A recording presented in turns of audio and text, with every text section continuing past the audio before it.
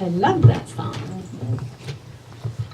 And it adds so much, Steve, on the drums. Yeah, that's so great. Thank you. Well, hello, everybody. Hello. Good morning. I feel like I've been in the year back here. I went backwards for a little while and have that little bug. But I'm back. So here we are at a very important week. And it's an interesting week, isn't it? It's an interesting week. It's a heavy week for a lot of people. A very heavy week for a lot of people. And it's been really interesting, and I think it lives up to what I always say is that life will always be life. Life will always be life. It's how we meet it that makes the difference for each one of us. It's always going to be. And so in realizing that and looking at that, I've been getting some private Facebook messages that I found to be very interesting. And they were, on Inauguration Day, we need to do this and we need to do that. And it's all with very dark intentions, which creates karma.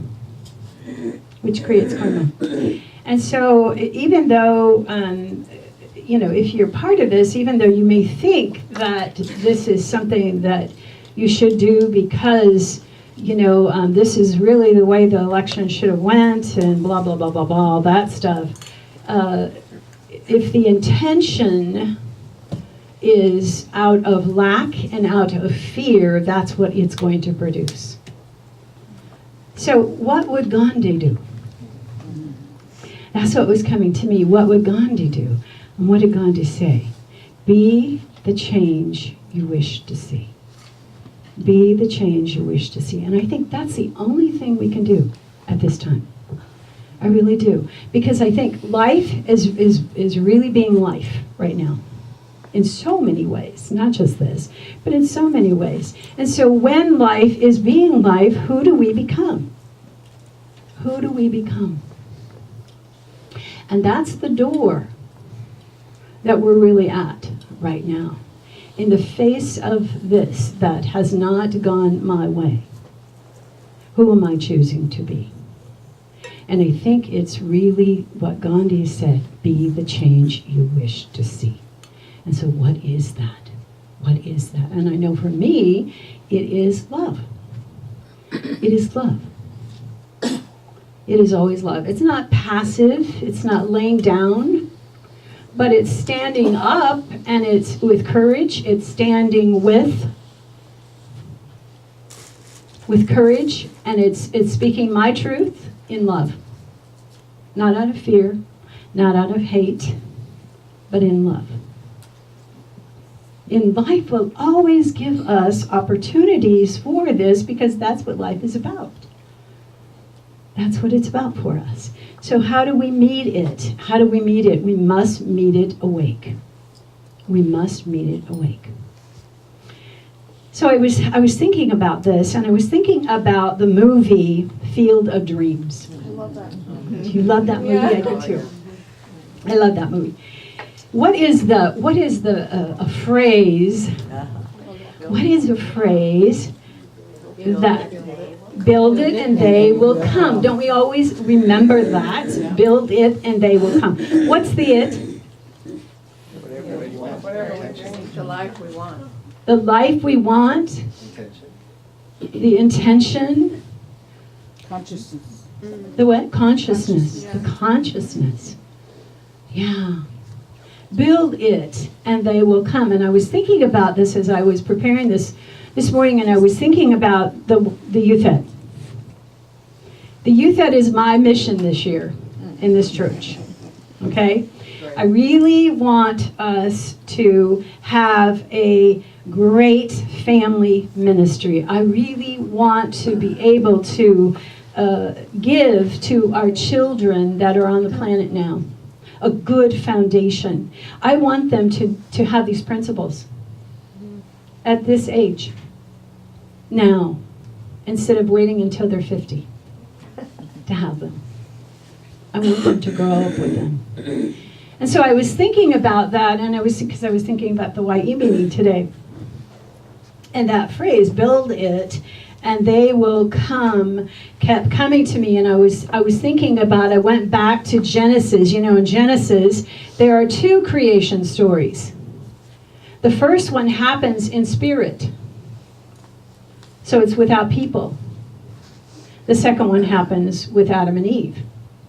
So it's with people. And what that message is, what that's about, it's telling us, is that it happens first in thought. It happens first in idea. It happens first in our imagination. Build it, and they will come. Hold the consciousness for it. Hold the intention for it, and they will come. Because that's how consciousness works. If we hold it, thoughts held in mind, produce after their kind, then it's going to produce whatever it is. So if we get involved with the fear, if we get involved with the lack, if we get involved with thoughts that say, we can't do that, I can't do it. That was one that I had for my whole life. I can't. I heard that in my head all the time. I really had to work hard, and I had to build my heart courage up to release that thought. Because consciousness is your beliefs, your thoughts, your actions. And the actions is what we're talking about here. What's your practice? You see, life is your field for practice. It's your field for practice. That's what life is. So what thoughts, what beliefs, what attitudes are you practicing? What are you buying into? What are you attaching yourself to and bringing into form? That's what we're talking about here. And we're talking about the power of our imaginations. Remember, imagination is a power. It's seated right here in your third eye. Build it. They saw it, didn't they? They saw it, and then it came into being. It came into form. And the good news is, if you don't like the form, change it. Don't get caught in the form that is taken, that's presented itself. Don't get caught in that. Change it. Change it. Look. You see, what you're doing when you enter the spiritual track is you're working on the spiritual level. Everything is created first in spirit, and then it's created in form. You're working on the spiritual level. And on the spiritual level, that's the subconscious, the unconscious mind. So in this community is where we get to work on that stuff. We get to work on that stuff. So I was thinking about this, and I was thinking to myself, I wonder how many of you were a part of this thinking before you came to Unity. Were you a part of this thinking? How many of you were a part of this thinking? A few of you. Wow, pretty amazing. Pretty amazing. I can tell you for myself that I wasn't a part of this thinking before I came to Unity. I lived in a lot of failure. And that failure took me down some pretty dark roads. Because I held the failure closer than love for myself. I believed that's who I was. And it wasn't until I was sitting in the Unity Church and listening to this positive message, this practical, positive message, that I began to realize, wow, I had the power to change my life. That power was within me. And that's the message that Jesus came to bring to us. is that, your power, they thought he was the king that was going to go to war and save them. It was all outside power that they were seeing. They couldn't wrap their minds around the thought that there could possibly be a power that great that was within them. And that was the message. That was his message. And it's the message for us today to get hold of that. To come to the awareness of that is within us. And this is not easy, this path. Because there's a lot of stuff that gets in the way. A lot of old programming that gets in the way. But that's what the practice is about. That's what our practice is about. So I want to ask you, when you first came into unity or were in this way of thinking, what was it that transformed you? What concept blew your mind and heart wide open? Think about that for yourself. What was it for you? Anybody want to say anything? Yeah. Short. Well, I remember the little book that I read, The Impersonal Life. Yeah, but it was and then I saw it on the back of Unity. I think it was in Seattle on the wall, and it was, be still and know you are God. Be still and know that you are God. Yeah. Yeah. The Course, Lessons in Truth. And I got it. God is, I am. The Course, Lessons in Truth. God is, I am. Yeah. Tracy. Yeah. I am. I am. Period. I am. Debbie. I started in Unity when I was about 12, and I was a very fearful person, a very fearful child. And I took this yellow card with truth statements by Charles Fillmore on it, and most of them were about courage and faith, and I memorized them, and it really, really helped me change from being fearful to having more courage. Yes, yes, yes. See, the difference is this way of life, this way of living, helps you bring attention back. It gives you permission to look at what it is you're thinking, and then you wake up to why it hasn't been going so good. Because you haven't been in charge. Because you have felt powerless. Here are some thoughts. God is loving, creative, intelligent. Intelligence that is in everything. That means that this intelligence or this energy is in me. I connect with that energy through my consciousness. Through my consciousness. There is a power in my word. I create my life. Feel that. There is power. And if you know how the law works, if you begin to study these principles and know how the law works, you begin to realize the power that is in your word. And you begin to watch your words, because they can be very creative. There is a power for good in the universe. Isn't it wonderful to know that there is one presence and one power, and that there's not a devil making me do nothing? I'm taking responsibility. That it takes me out of the victim reality. It takes me out of that. Yeah. So these are the ideas that I want to take in this month. I want to ground us, re-ground us in these universal teachings this month, and really get into this understanding. Really get it into our bones, into our consciousness. So I want to set the tone for this week by reading you something that's actually in the foreword of the Science of Mind textbook. It was written by Dr. William Hornaday, who was a former minister and missionary, and he was a partner to and prodigy of Ernest Holmes.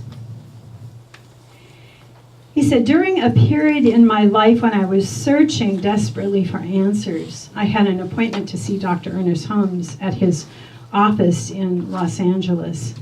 I had never met him personally, but had attended his lectures, and his international reputation as a philosopher and spiritual teacher was well known to me. As the time for our appointment neared, I began feeling slightly apprehensive about meeting a person of such eminence. When his secretary opened the door, I saw a smiling man coming forward to me. He was small in stature and casually dressed in sports clothes. He shook my hand and said, "You must be Bill. I'm Ernest. Have a seat."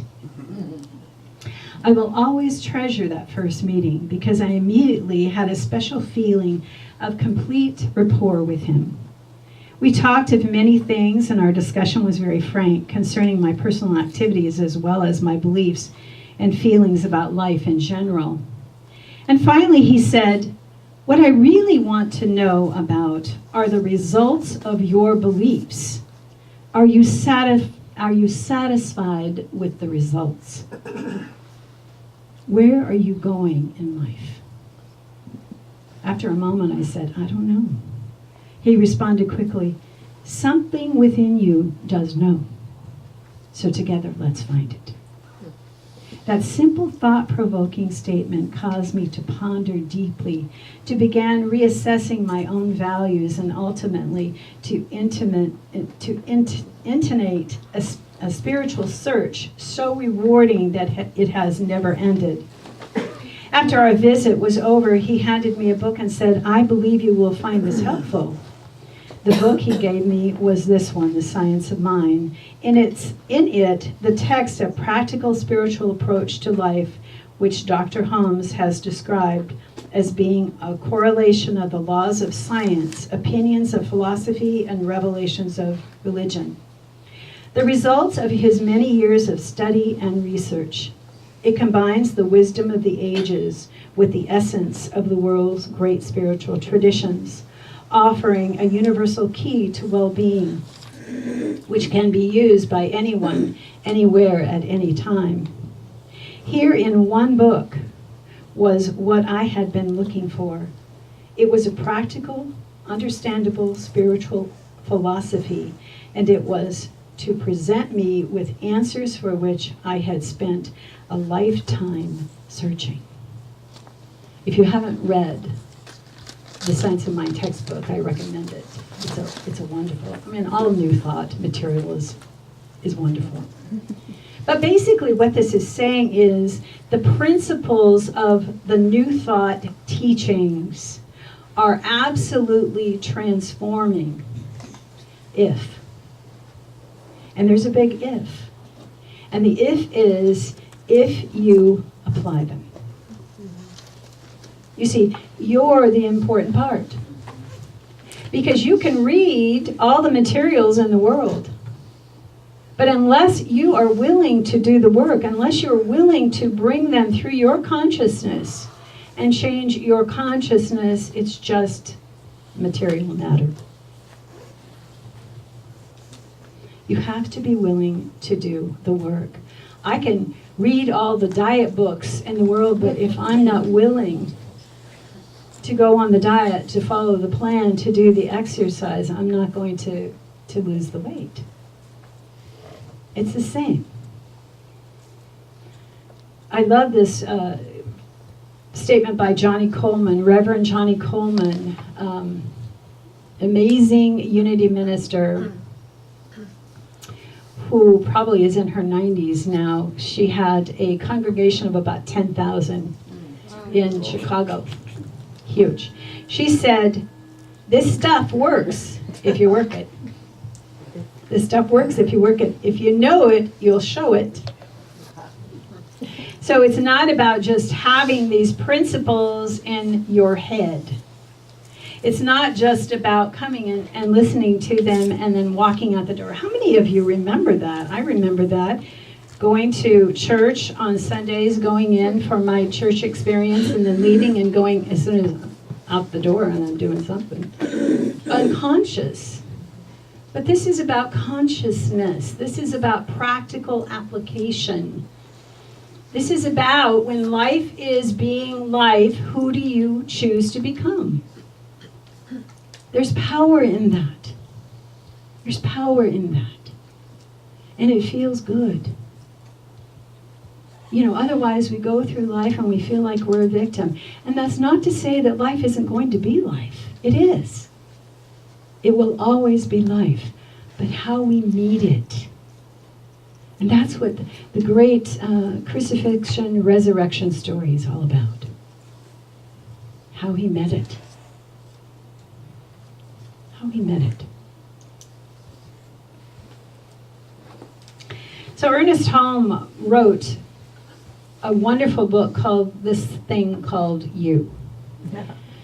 He wrote it probably in the early 1900s, and I love this time, 1800, 1900s, because there was a pure strain of consciousness that was coming through, and it's just a wonderful, wonderful book. But in this little book, he said, this divine presence that has taken the form of you is who we're talking about. This little thing called you. The divine pattern that has manifested itself as you. As you. You see, there is within you this precious gem. This precious gem. And what we do in life is we go along and we start covering this gem. We cover it until it doesn't look like what it looked like when we first came in. The analogy of the precious gem laying on the ground by a mud puddle, and someone drives down the street and splashes it with mud, covering it. And then someone else covers it a little more. And someone else covers it a little more. And this is what happens when life is being life. If we meet it always unconscious, we just keep covering it and putting layers and layers and layers of protection on ourselves until we feel hopeless, that we cannot get through it, and that we have to attach ourselves to something or someone to get through it. But the truth is, the spiritual work is about uncovering it. It's about taking and removing, replacing. That's what transformation is all about, spiritual transformation. It's replacing the mud. It's removing all of that stuff and getting down to the gem of who we really are, which is the light. Which is the light. We say these things on Sunday, not because they sound good, but because they're true. They're true. You know, each and every one of us have had experiences in our lives where perhaps for good reason we've covered that gem, you know, out of protection in order to survive. But then there comes a time when it's time for us to do the work and to stand in courage and to begin to transform. And that's what the spiritual path is all about. I love this, Ernest Holmes. If God created you after his own nature, and there is nothing else he could have made you out of, then the thing you are after is already here within you. The only thing that stands between you and it are the accumulated thoughts, beliefs, and emotions of the ages. But there is nothing there that has not been put there either by yourself or by humankind. What has been put there can be removed. That's the good news. That's the good news. So if you are in a place in your life where you feel trapped, if you can't figure it out, if you feel hopeless in some way, take a breath and do a meditation like we did this morning. Get in touch with the light inside of you. And if thoughts other than that are coming up, that there is no God in me and all that stuff, just be willing to set that aside. Just be willing to let it go. And to hold to the truth that that God is, and there is an I am that is within you. And no matter what or how life is being, know that you can get through it. That something's at work. Call it forth. Call the good forth. Reach out to your prayer partners. Call Silent Unity. Call me. Reach out in those moments where you can hold on to the highest truth and to be the gem that you are. To be the gem that you are. It is our spiritual work to remove our false coverings. That's what the spiritual work is. Meister Eckhart said this, the spiritual life is not so much a process of addition, but rather of subtraction. It is of subtraction. It's releasing, going deeper, and acknowledging God within you. I invite you just to close your eyes. Close your eyes.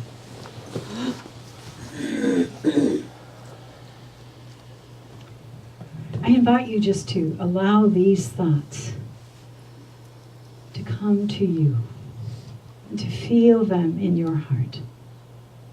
I accept and love.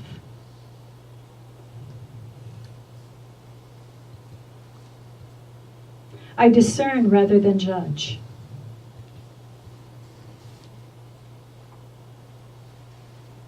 I see God in everyone.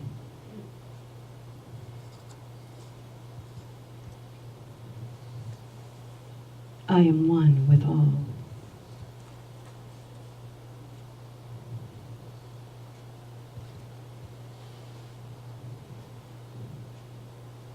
Know that the Spirit is right where you are.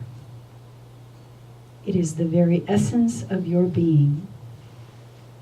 It is at the center as well as at the circumference of your life.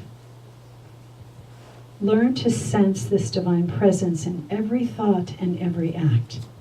Let the warmth and color of this presence permeate your entire consciousness. Let your thought be filled with an atmosphere of helpfulness, of life, of givingness, and of peace. Know that the doorway of opportunity is never closed.